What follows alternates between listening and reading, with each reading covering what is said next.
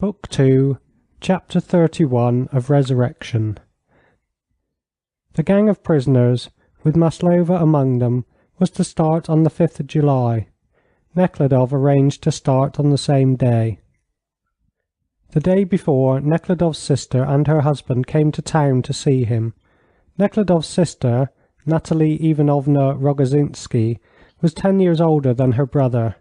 She had been very fond of him when he was a boy, and later on, just before her marriage, they grew very close to each other, as if they were equals, she being a young woman of 25, he a lad of 15. At that time she was in love with his friend, Nikolenka Iteniev, since dead. They both loved Nikolenka, and loved in him and in themselves that which is good and which unites all men. Since then they had both been depraved, he by military service and a vicious life, she by marriage with a man whom she loved with a sensual love, who did not care for the things that had once been so dear and holy to her and to her brother, nor even understand the meaning of those aspirations towards moral perfection and the service of mankind which once constituted her life, and put them down to ambition and the wish to show off, that being the only explanation comprehensible to him. Natalie's husband had been a man without a name and without means, but cleverly steering towards liberalism or conservatism, according to which best suited his purpose, he managed to make a comparatively brilliant judicial career. Some peculiarity which made him attractive to women assisted him when he was no longer in his first youth. While travelling abroad he made Nekhludoff's acquaintance and managed to make Natalie, who was also no longer a girl, fall in love with him, rather against her mother's wishes, who considered a marriage with him to be a misalliance for her daughter. Nekhludoff, though he tried to hide it from himself, though he fought against it, hated his brother-in-law. Nekhludoff had a strong antipathy towards him because of the vulgarity of his feelings, his assurance and narrowness, but chiefly because of Natalie, who managed to love him in spite of the narrowness of his nature, and loved him so selfishly, so sensually, and stifled for his sake all the good that had been in her. It always hurt Nekhludoff to think of Natalie as the wife of that hairy, self-assured man with the shiny bald patch on his head. He could not even master a feeling of revulsion toward their children, and when he heard that she was again going to have a baby, he felt something like sorrow that she had once more been infected with something bad by this man who was so foreign to him. The Rogozinskys had come to Moscow alone, having left their 2 children, a boy and a girl, at home, and stopped in the best rooms of the best hotel. Natalie at once went to her mother's old house, but hearing from Agrafena Petrovna that her brother had left and was living in a lodging-house, she drove there. The dirty servant met her in the stuffy passage, dark but for a lamp which burnt there all day. He told her that the prince was not in. Natalie asked to be shown into his rooms, as she wished to leave a note for him, and the man took her up. Natalie carefully examined her brother's 2 little rooms. She noticed in everything the love of cleanliness and order she knew so well in him, and was struck by the novel simplicity of the surroundings. On his writing table she saw the paperweight, with a bronze dog on the top, which she remembered. The tidy way in which his different portfolios and writing utensils were placed on the table was also familiar, and so was the large, crooked, ivory paper knife which marked the place in a French book by Tard, which lay with other volumes on punishment, and a book in English by Henry George. She sat down at the table and wrote a note asking him to be sure to come that same day, and shaking her head in surprise at what she saw, she returned to her hotel. 2 questions regarding her brother now interested Natalie: his marriage with Katusha, which she had heard spoken about in their town, for everybody was speaking about it, and his giving away the land to the peasants, which was also known and struck many as something of a political nature and dangerous. The marriage with Katusha pleased her in a way. She admired that resoluteness which was so like him and herself as they used to be, in those happy times before her marriage. And yet she was horrified when she thought her brother was going to marry such a dreadful woman. The latter was the stronger feeling of the two, and she decided to use all her influence to prevent him from doing it, though she knew how difficult this would be.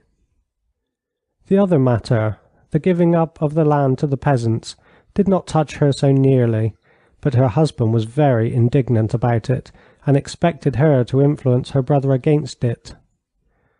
Rogozhinsky said that such an action was the height of inconsistency, flightiness, and pride, the only possible explanation of which was the desire to appear original, to brag, to make oneself talked about. What sense could there be in letting the land to the peasants on condition that they pay the rent to themselves? He said. If he was resolved to do such a thing, why not sell the land to them through the peasants' bank? There might have been some sense in that. In fact, this act verges on insanity. And Rogozhinsky began seriously thinking about putting Nekhludoff under guardianship, and demanded of his wife that she should speak seriously to her brother about his curious intention. End of Book 2, Chapter 31.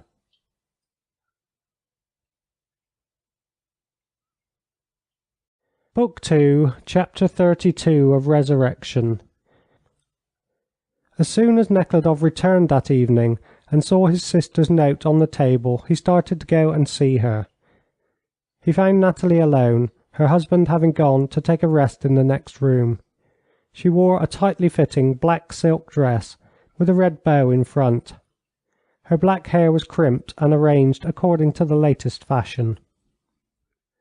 The pains she took to appear young for the sake of her husband, whose equal she was in years, were very obvious.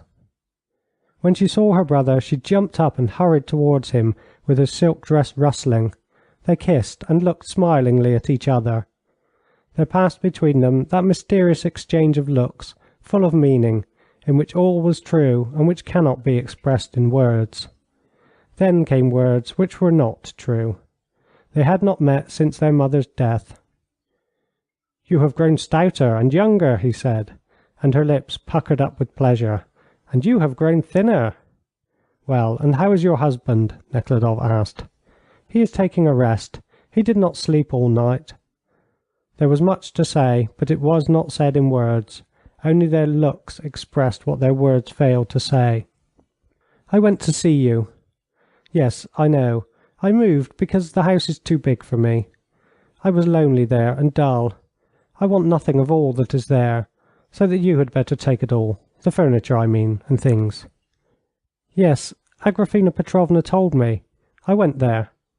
"Thanks very much, but—" At this moment the hotel waiter brought in a silver tea set. While he set the table they were silent. Then Nathalie sat down at the table and made the tea, still in silence. Nekhludoff also said nothing. At last Nathalie began resolutely.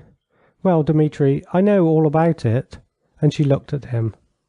"What of that? I'm glad you know." "How can you hope to reform her after the life she has led?" she asked. He sat quite straight on a small chair and listened attentively, trying to understand her and to answer rightly. The state of mind called forth in him by his last interview with Maslova still filled his soul with quiet joy and goodwill to all men. "It is not her, but myself I wish to reform," he replied. Nathalie sighed.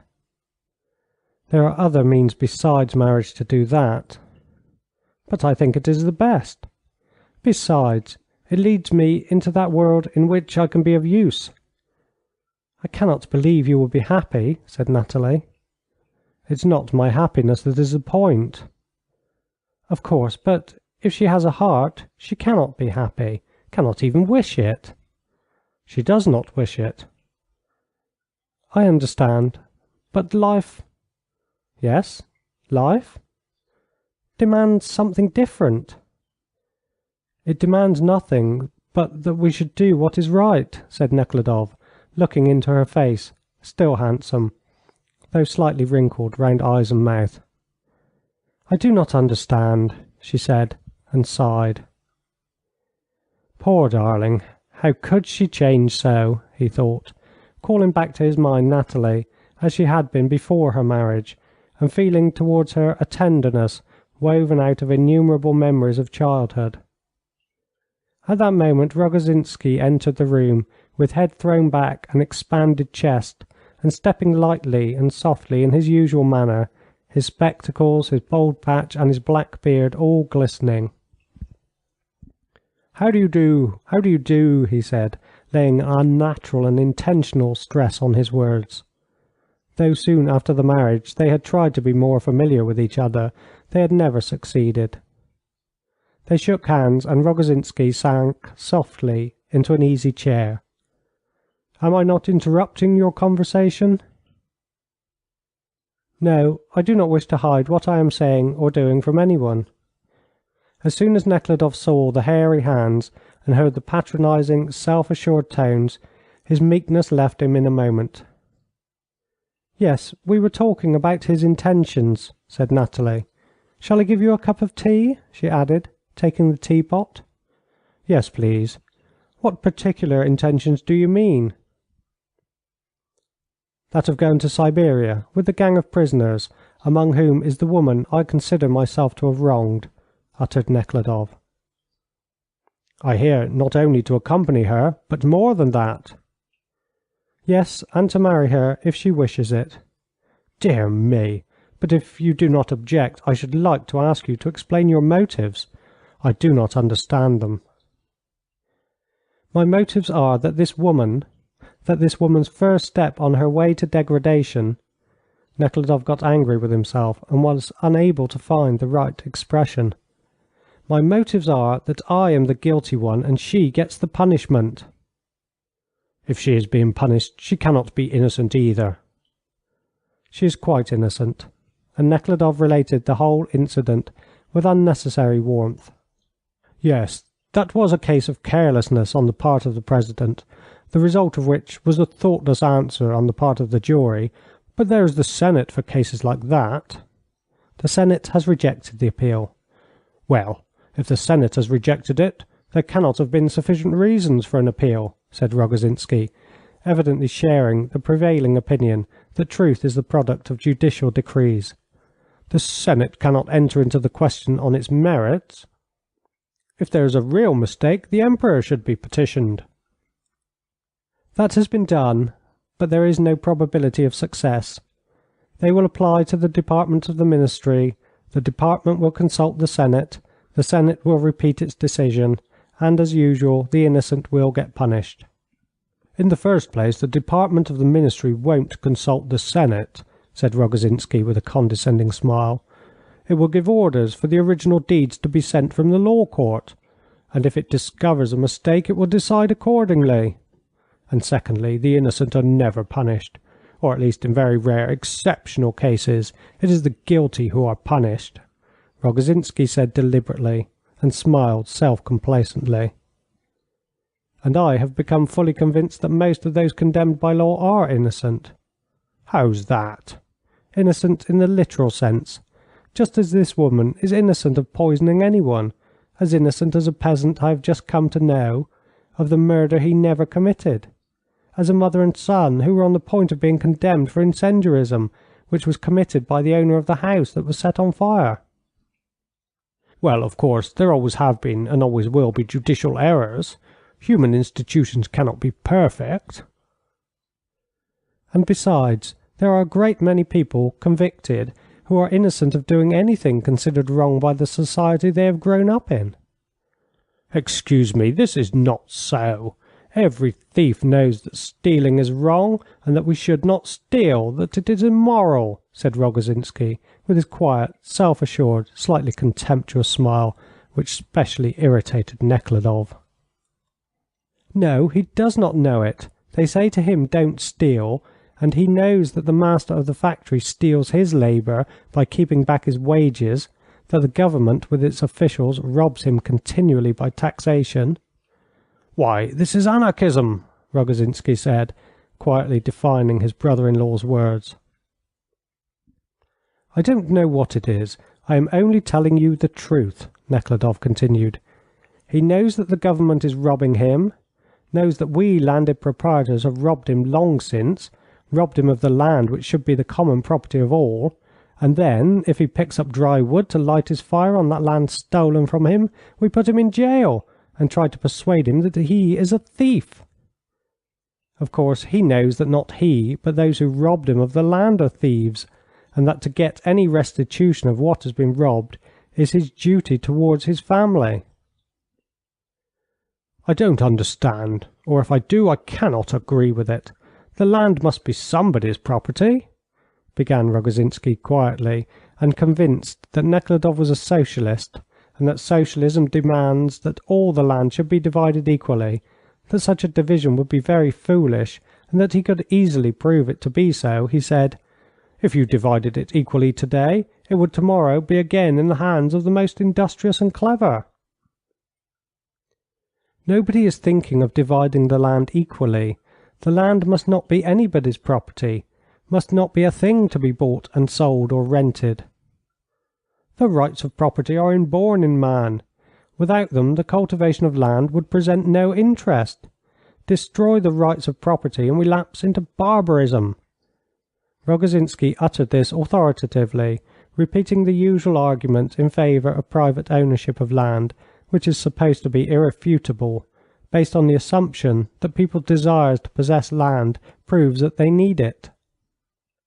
On the contrary, only when the land is nobody's property will it cease to lie idle as it does now, while the landlords, like dogs in the manger, unable themselves to put it to use, will not let those use it who are able. But, Dmitri Ivanovitch, what you are saying is sheer madness. Is it possible to abolish property in our land, in our age? I know it is your old hobby, but allow me to tell you straight. And Rogozhinsky grew pale and his voice trembled. It was evident that this question touched him very nearly. I should advise you to consider this question well before attempting to solve it practically. Are you speaking of my personal affairs? Yes. I hold that we who are placed in special circumstances should bear the responsibilities which spring from those circumstances, should uphold the conditions in which we were born and which we have inherited from our predecessors, and which we ought to pass on to our descendants. I consider it my duty—" "Wait a bit," said Rogozhinsky, not permitting the interruption. "I am not speaking for myself or my children. The position of my children is assured, and I earn enough for us to live comfortably, and I expect my children will live so too, so that my interest in your action, which, if you will allow me to say so, is not well considered, is not based on personal motives. It is on principle that I cannot agree with you. I should advise you to think it well over, to read—" "Please allow me to settle my affairs, and to choose what to read and what not to read myself," said Nekhludoff, turning pale. Feeling his hands grow cold, and that he was no longer master of himself, he stopped and began drinking his tea. End of Book 2, Chapter 32.